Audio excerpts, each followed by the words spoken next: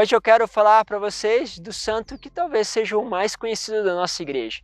Um santo que, segundo a revista Forbes, foi aquele que mais influenciou a humanidade dos anos 1000 ao ano 2000.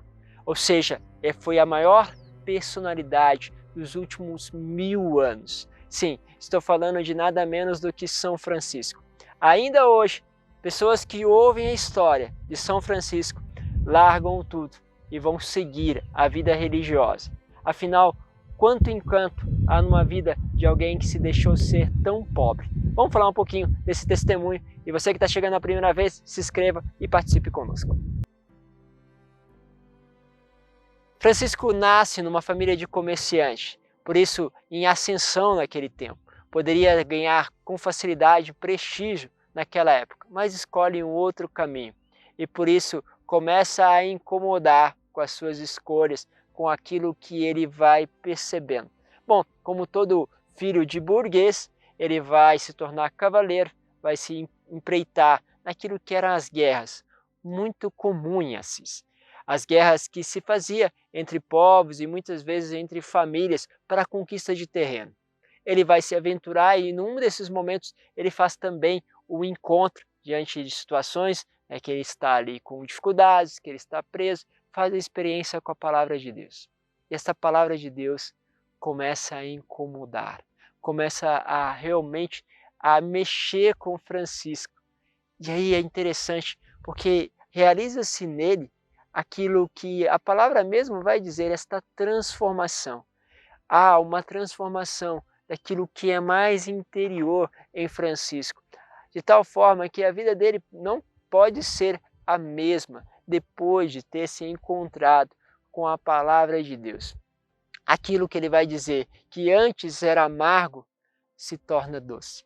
E ele faz muitas vezes essa referência ao acolher, principalmente aqueles que estavam na situação de rua, estavam como mendigo e assim aqueles que eram leprosos, porque muitos deles eram afastados do convívio da sociedade, marginalizados. O que ele faz? Ele começa a acolher. Há essa expressão que também é bonita e que provavelmente foi concreta. Francisco beija os leprosos, ou seja, ele vai até as feridas daqueles leprosos para poder dar a eles o beijo de Deus. E quando você beija e ama aqueles que passam por essa dificuldade, aquilo que parecia ser terrível começa a se tornar belo. Acho que aí nós encontramos uma identificação de Francisco que vai marcar a vida dele, a identificação com o crucificado. Porque aquilo que antes parecia feio, sofrido, aquilo que parecia ser amargo, se torna belo. E ele passa a amar aquele crucificado e, sem dúvida, a buscá-lo. Assim ele vai despojar de tudo aquilo que até então a sua família tinha dado, dá tudo, né? As roupas, tudo, larga tudo para viver como um mendigo. Ele falava muitas vezes que era necessário evangelizar, mas sobretudo usássemos a palavra quando fosse necessário. Ou seja, ele estava dizendo o seguinte: evangelizamos e quando for necessário usamos a palavra. Em que sentido? A evangelização começa com um testemunho, com aquele toque. Quando uma pessoa vê você cuidando de outro, beijando alguém que na verdade é ridicularizado ou até colocado de lado pela sociedade, começa ali um toque que vai levando a palavra a outras pessoas. Assim, a sua maneira de cuidar dos outros, a sua maneira de ir ao encontro dos outros, começou a cativar inúmeras outras pessoas que viam nele realmente um imitador de Cristo. Começou a se formar comunidades em volta de Francisco. Primeiro aqueles amigos mais próximos, e depois começou a chegar pessoas de várias regiões. Ao saberem daquele testemunho, queriam segui-lo. Então ele começa uma primeira ordem, vai em busca realmente daquilo que é o ideal, forma-se então aquilo que nós chamamos de frades franciscanos. Eles começam a morar juntos, a viver uma vida fraterna juntos, ali em volta, sobretudo, da pequenina igreja de Pociúncula. Lógico, as dimensões e as proporções foram crescendo muito. A ordem começou a ficar conhecida, as pessoas começaram a realmente se tornar numerosas. E tudo aquilo, as subsistências daquilo, mendigar naquela proporção para tantas pessoas se tornava realmente muito difícil. Começou-se a querer então criar as regras. Francisco teve muita dificuldade para compreender a criação dessas regras que muitas vezes queriam que ele ditasse. Porém, ele entendia que cada membro era a regra viva. Se você quisesse olhar a regra, precisava se olhar a vida de cada um deles. Bom, num desses conflitos, da sua dificuldade, da sua busca, ele vai e sobe, como ele muitas vezes fazia, quaresma, quarentena de São Miguel, ele fazia toda essa devoção, se escondia no meio do monte para orar, buscar o Senhor.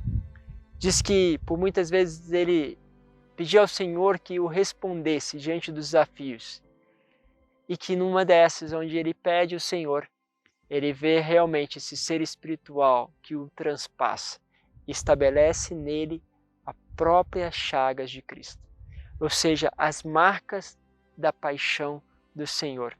Ele vai ser este homem então chagado, que o mundo vai conhecer pela sua docilidade e pela riqueza que depois vai espalhar na igreja. Talvez hoje nós temos uma ordem muito numerosa, que são os franciscanos, se espalharam em vários ramos e gerou uma quantidade muito grande de santos para a igreja. E uma coisa que eu acho impressionante é que hoje nós conhecemos Assis como a capital da paz, a capital mundial da paz. Assis, que na época de Francisco era uma cidade de muitos conflitos. Este homem que deixou de guerrear, buscou em Cristo, estabeleceu naquele lugar de conflito a capital mundial da paz. O que é um homem que resolve seguir a Cristo com radicalidade? O que ele faz? O quanto ele transforma? Ele que foi, sem dúvida, uma resposta para aquela época da igreja, que muitas vezes estava se envolvendo em luxúria, muitas vezes com buscas que não eram aquelas que Cristo desejava, mas ele sem dizer uma só palavra. Em momento nenhum se opor à igreja, mas testemunhar o Evangelho, ele talvez propõe e coloca dentro da igreja uma das grandes reformas. Porque a alma começa a buscá-lo, a buscar o Senhor, e quando busca de tal forma, acaba atraindo todas as outras almas também ao Senhor. Que este encanto, que este perfume de Francisco possa espalhar aí pela nossa vida. Que este pequenino, esse pequeno homem que se transformou em grande homem, segundo até o sonho do Papa, que o viu sustentar as colunas da igreja que estavam caídas. Assim, nós pedimos por ele, que é também ali, padroeiro da Europa, é aquele que também, quando nós lembramos da relação com os animais, com a natureza, Francisco está por vários lugares. Está, sobretudo, guardado no coração de muitas pessoas e continua influenciando. Se você ainda não leu alguma obra sobre Francisco, por favor, faça isso. Fará muito bem ao teu caminho. Assista, no mínimo, um filme sobre a sua história. É cativante ver um homem de Deus que habitou no meio de nós e que nós percebemos o quanto Deus agiu e continua agindo através da história dele. Vamos juntos, te espero amanhã para mais um testemunho dos santos. Pai, Filho e Espírito Santo. Amém.